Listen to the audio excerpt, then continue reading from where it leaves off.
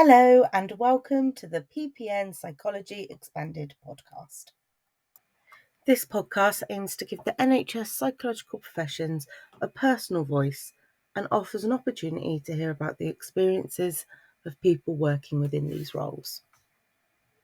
We like to look at the intricacies of working within these roles and the different areas that psychological professionals can work in the NHS. I'm Mel Ray and I'll be your host for this episode. The PPN is a membership network for all psychological professionals and for other people that are interested in NHS commissioned psychological healthcare.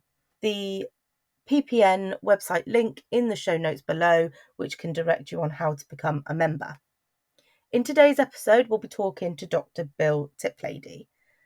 Bill is a consultant clinical psychologist working in Oxford Health NHS Foundation Trust. Bill is a Chief Psychological Professions Officer, or commonly known as the Director of Psychological Professions. He's also the co-chair to the Psychological Professions Network South East region. So today we're going to discuss what Bill's role is and how long he's been doing it. We're going to think about the journey he took to get into clinical psychology, and within that conversation we'll have a little talk around imposter syndrome. We'll talk about what a typical day looks like for Bill working as a clinical psychologist and within his other sort of appointments. We'll also talk about what keeps him connected and gives his role a sense of meaning. And then finally, we'll have a conversation around what it is that Bill thinks other people should know or what he wished he would know at the beginning of his journey. So let's welcome Bill Tiplady.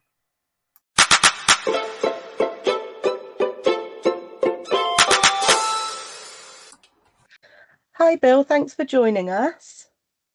No problem. Hi, Mel.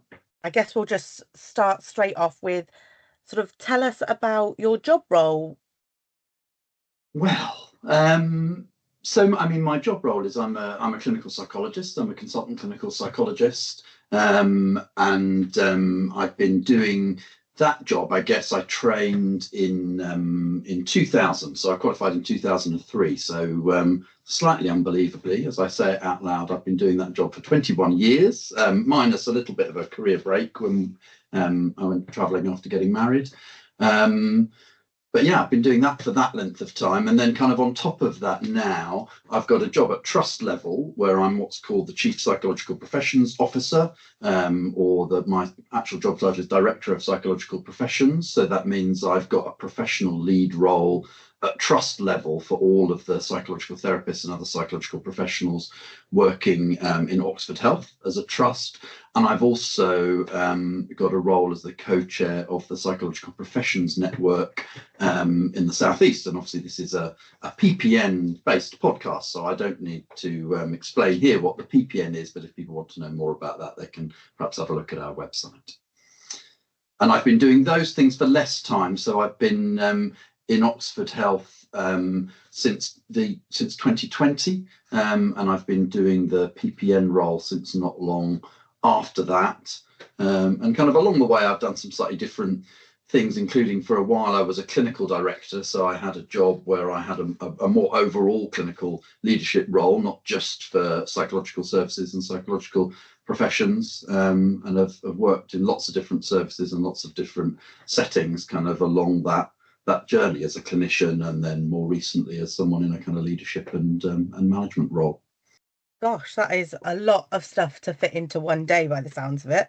Can you tell us a little bit about your journey into, I guess, clinical psychology as your chosen psychological profession? Sure. So, obviously I did a joint degree actually, and picked up psychology initially as an option and then sort of carried on with it. So I didn't necessarily come into my undergraduate degree, knowing that psychology was where I was headed, although certainly, I've been glad of that. I did a joint degree with linguistics. So I was also really interested in languages. That was sort of what had initially brought me into study. And I remember hearing, there was a subgroup. I'm sure lots of people who've done undergraduate degrees in psychology will recognise there's a group of people who really know a lot about clinical psychology career pathways and talk about that a lot. And I guess I kind of thought, I don't know. They seemed very keen and very knowledgeable, and I always thought, goodness, I don't really feel like I measure up particularly to that group. Maybe this is something that isn't for people like me somehow. Um, and so I don't think by the time I got to the end of my psychology degree, I don't think I had very clearly in my head that clinical psychology was a career path. But I was already working in health and social care. I've been working as a support worker before I started my degree. And then that was, how I earned some money whilst I was doing my degree, by doing kind of agency work, essentially as a support worker in services for people with autism and learning disabilities. And I really enjoyed that work. I was really passionate about it, and I kind of wanted to find some way of progressing. I worked in a charity for a while, a national charity supporting autistic people, and kind of explored some different options of where I could go with that, but then came back around to this idea of clinical psychology training. Kind of overcame my initial fears that perhaps that wasn't something that was open to me. Had some really lucky connections, including with a psychologist who was doing some work with one of the young people I was supporting, who kind of took time out to ask about where I was headed in terms of my career, and actually gave me like a mock interview for clinical psychology training, which he had there was nothing compelling him to do that. And that really meant a lot to me, and kind of really turned me around a bit to think, okay, maybe I could give this a go. So I applied, and was very lucky to be offered a place. And that was sort of my route in. So it definitely wasn't the most conventional of routes. I suppose I didn't have NHS experience before coming in, and certainly I wasn't in the loop of the knowledge that one might have had about what questions you'd be asked and all that sort of thing. So I'm sure there was a certain element of good fortune in how that came about, but equally it's something I was absolutely delighted to have found that way forward, and it's something I've never regretted. I think it's been, it's clinical psychology is one of many psychological professions, but certainly for me, it's been a really satisfying and varied sort of career route, and one I'm glad to have taken. It's really interesting hearing you talk, because I think we automatically think that people in these sort of more senior clinical psychology roles sort of feel really comfortable, and it was a life sort of vision. And hearing you talk almost of sort of an imposter syndrome, I think really brings home that everybody can kind of feel that way, no matter how senior you get to. Everybody starts with this thought that sometimes entering clinical training can be scary, and does it fit me, and will I do a good job? So I think that's really reassuring for people that are thinking about this career route, to know that actually everybody, or a lot of people, even senior people, have felt that way at one point. So thank you for sharing that. I think that's a really important message. The imposter syndrome is something which it is important to speak about more openly. I think everybody feels that, and I don't know whether it's a good thing to say or not a good thing to say, but it never, my experience at least, is it never really leaves you, or at least it does at times. You go into a role and you get over the hump of feeling what you're doing in that role, and then you start to think, okay, now I'm in this role and I feel I know what I'm doing. But then even now, if I take a step up, or take a step into a new a new area of work, or a different level of seniority, or a new national meeting about something, it hits you all over again. And I think I hope that's helpful for people to hear, but certainly that's definitely my experience. It comes in waves, and you're never completely rid of it. And I'm sure that people might look at me and think, gosh, he seems like a very kind of composed, capable chap. I imagine that's what people think, at least some of the time, but that's not necessarily how it feels inside. And I think probably a lot of people are in that position, but sometimes we don't talk about that perhaps as much as we should. I think you're absolutely right. In my experience, one of the core or main key components, I think, that most people looking at clinical psychology can associate themselves with, is this idea that they have to be perfect, and perfectionism in the role, and that fear of an imposter syndrome doesn't really fit into that, I guess, which I think leads us really nicely to like my next question, which is, given all of the roles you do, it might be a bit of a difficult one, but what does a typical day, either as a clinical psychologist or as a CPPO, director, co-chair, pick whatever role you would like to choose, but what does a typical day look like for you in terms of working? Well, it is a tricky question to answer because no 2 days are the same sounds like a bit of a cliche, but it is probably true. I mean, I suppose there's different components that come into my working day. So, or into my working week, maybe is sometimes a better way to think about it. So, I have still a strong link to the crisis team, and I spend a day a week sitting with the crisis team. I do some reflective practice work with that team, offer a reflective practice group, still pick up some clinical work, although a bit less than I used to, because we've now got a really good complement of other psychologists working into that team. So that's a kind of, a small but really important part of the week. I do some work supervising people working into different clinical specialist areas, and meeting regularly with and supporting the leads who kind of lead psychological therapies provision across different areas of the trust. I do some work about developing kind of services and developing the role of psychology in the trust. So we're doing some work at the moment on building new kind of joint university posts to kind of embed research activity better into our workforce, which is really interesting and really satisfying.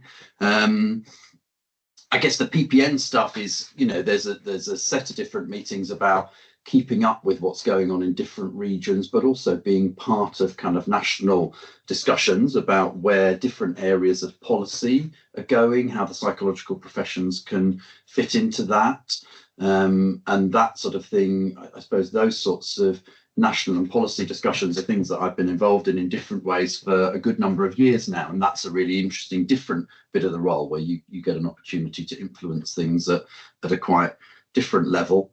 So it's varied, and obviously there's the other bits that come into it. I was yesterday at a meeting hearing about service user led support groups, often delivered by peer support workers, sometimes in partnership with psychological therapists, sometimes with other disciplines. But that variety and hearing about the whole range of different things that's going on makes my days and weeks sometimes pretty hectic. I mean, that's definitely true, but satisfying and really interesting.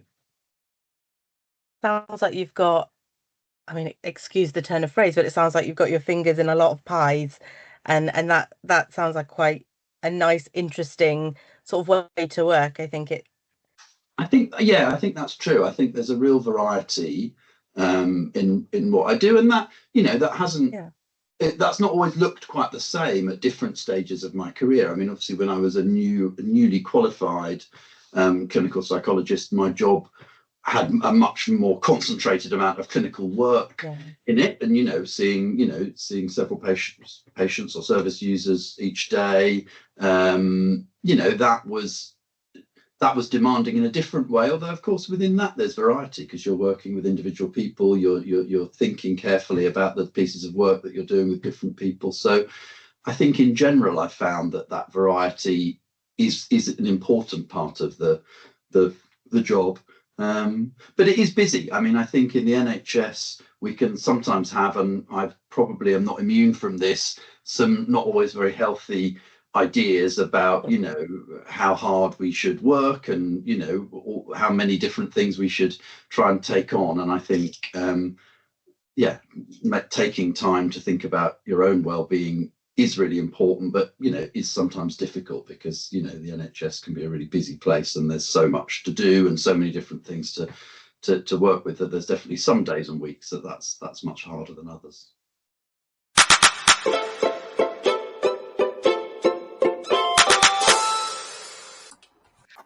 Have you ever thought of becoming a psychological professional, or really just wondering what that means?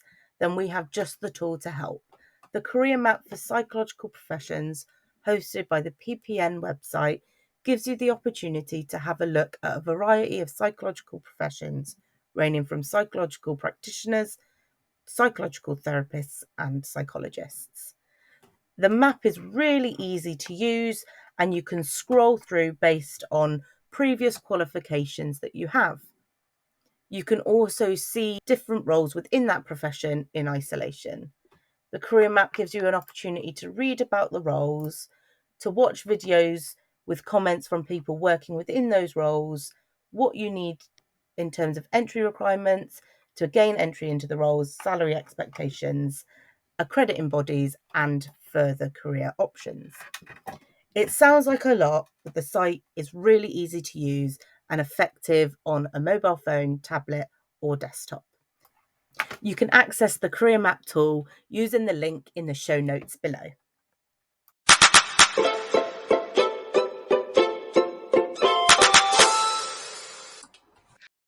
And I guess with all of the roles you do, and that underlining sort of idea that the NHS in itself is a hectic place to be sometimes, what is it that keeps you sort of connected to your job roles? I suppose quite a lot of it is about, I suppose, the meaning really of the job. I think that's one of the really important things for me about a job role in the NHS and as a psychological professional is that that there is an end result to what we do that is about making an impact on individual people's lives and on communities, and I think that that is really important. That is a driver. I've always worked in the NHS. I don't have any particular desire to move outside the NHS. I think there's something really important about that. And I think, even when I think sometimes tracing that line. So even when I'm in meetings, I don't know, about aspects of how the IT system might be working or about, details of kind of HR processes or something like that. And all of those things you have to deal with, you have to kind of draw the dotted line in your mind of how does that actually connect back to, are we delivering better care to the people who we're working with? And of course it tends to. Sometimes that dotted line can be a little bit hard to follow and you slightly lose track of exactly what is the relevant learning about this particular area, but there's always a connection in the end, and I think keeping in touch with that is really important. I think there's something about, one thing that can happen, especially when you're in quite a busy role that has lots of different aspects to it, is kind of, I don't know, losing track really of the progress that you are making with certain things. I think that's really important to be able to, and I think that's true whether you're working as a clinician or you're working doing other things, is kind of noticing the things that go well. I think sometimes it can be easy to get caught up in thinking about the things you're not doing or the things that haven't worked so well. But often, taking a bit of time actually to notice the ways in which you are taking small steps forward on different things. That's definitely true, in some areas where I'm advocating for a more psychological approach to certain sorts of, ways of working or problems that we're experiencing. Sometimes it does feel like you're banging your head a bit against a brick wall, and that can really feel frustrating.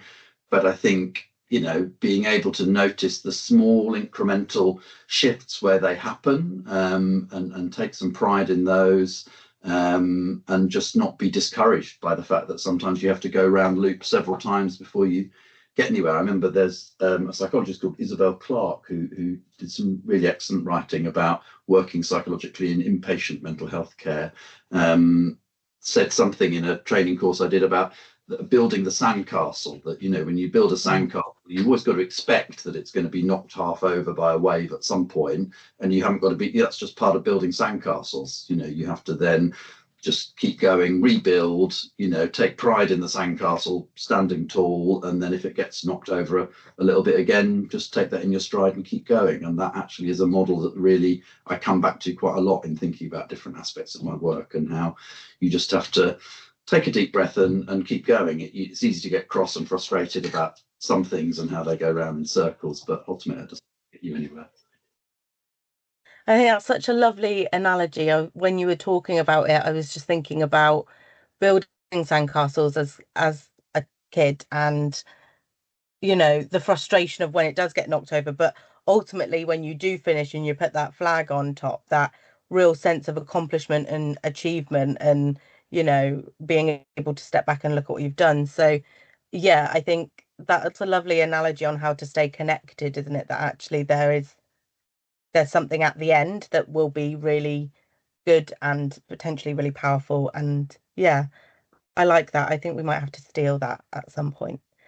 And I guess we've kind of touched on the next sort of question in that one, but the next thing I was sort of wondering was what gives your role that sort of sense of meaning? And I know you just kind of mentioned a little bit about that, about, your passion of working in the NHS and really sort of passionate about excellence of care for clients and service users. But is there anything else that sort of really embeds a sense of meaning for you in any of your roles? I think, I mean, at a very basic level, I think the NHS is about people. I mean, our budget is essentially spent on people. And, particularly in mental health care, our business is about developing people in order to be able to help other people. So actually, those connections, with the different people in the NHS are,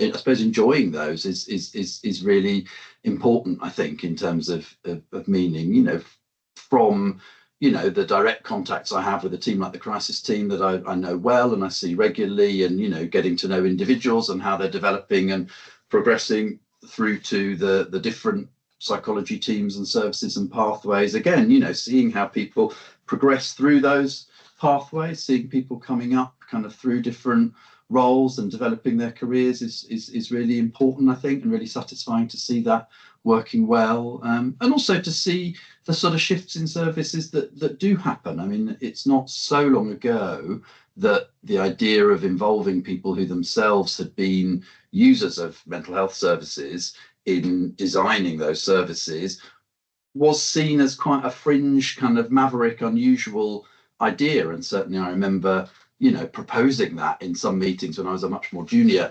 psychologist, and that being given pretty short shrift, really, and not being seen as a very serious thing that we could do. And, now some of the bigger projects I'm working with, we're able to really seriously think about how we involve people with lived experience right from the start. And that is seen as a pretty core activity. I mean, likewise with peer support workers being involved in service provision. I think in psychological therapies, clinical psychologists and others were really instrumental, I suppose, in talking more and uncovering people's histories of trauma and how that was really very relevant to mental health difficulties. And that's kind of translated now into some of the language around trauma-informed care and things like that. And then us getting into thinking, how do we support staff actually in then hearing people's histories of trauma and taking all of that so much more seriously. And again, that's a big shift, the idea that actually, very often behind people's mental health difficulties were really significant histories of adversity and trauma wasn't always taken for granted.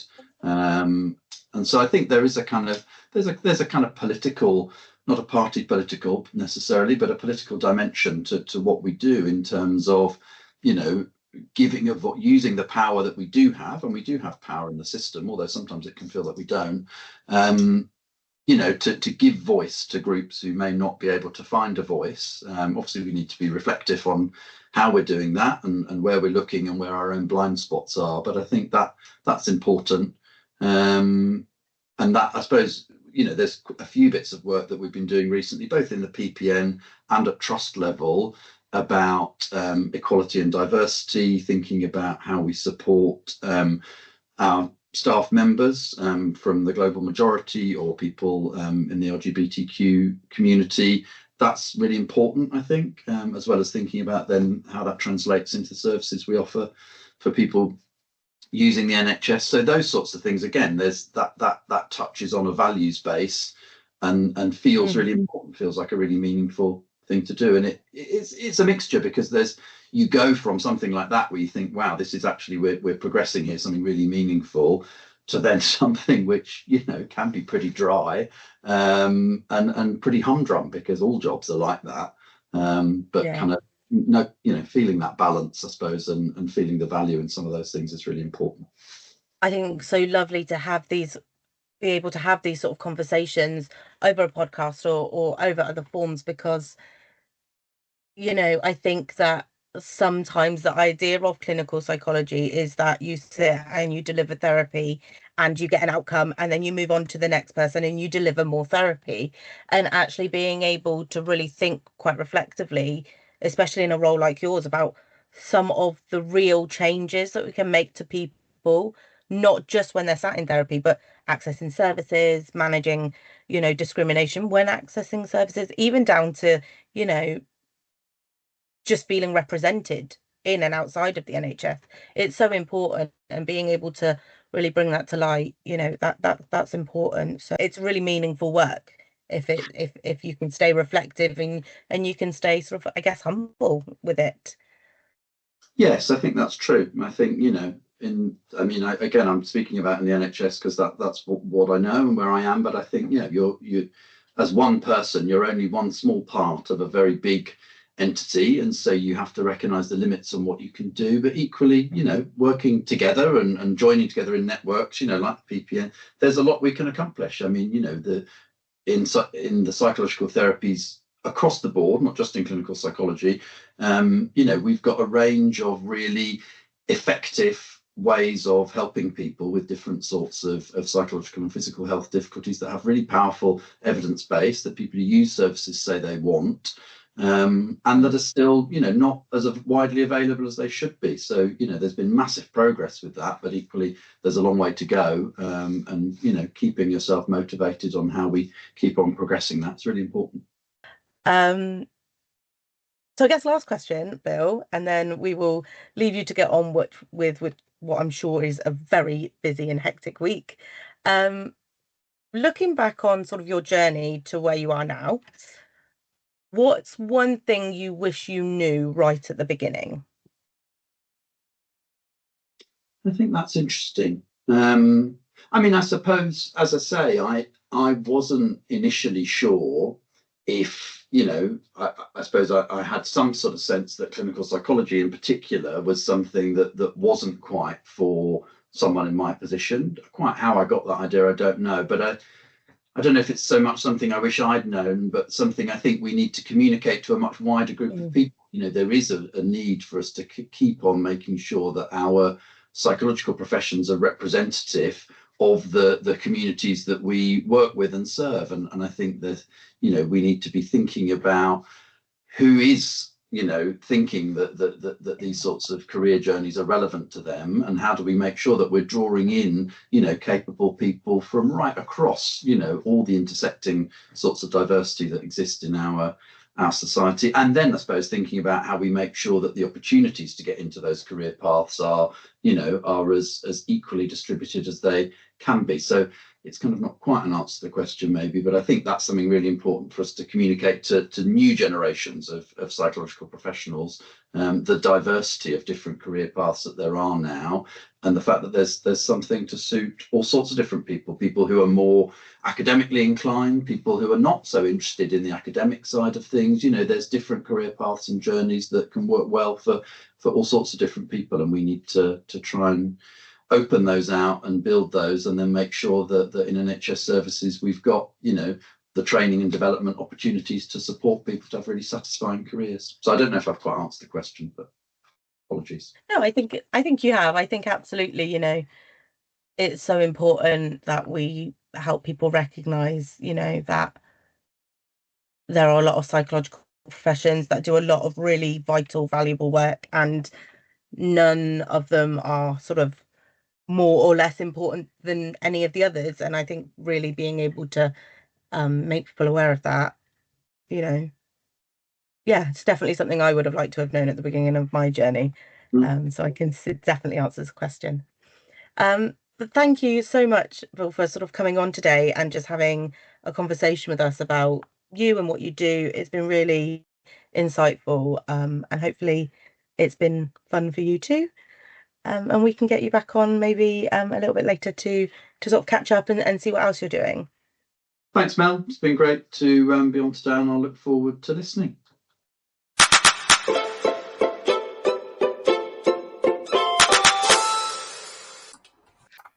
That was Dr Bill Tiplady, Consultant Clinical Psychologist and Director of Psychological Professions at Oxford Health NHS Foundation Trust. If you'd like to hear from a certain role, profession, or hear about a certain issue or topic, then feel free to message us on X, formerly known as Twitter, or LinkedIn, or you can email us. We've put all of the details on how to contact us in the podcast notes below. We also give out, as a PPN network, regular newsletter updates, and you can get access to up-to-date NHS information and policies by becoming a member of the PPN, which you can do by visiting the website, again in the show notes below. Registration and membership for the PPN is free and is open to everyone. Thank you for listening. We hope you have a great week and we hope to see you again soon. Bye.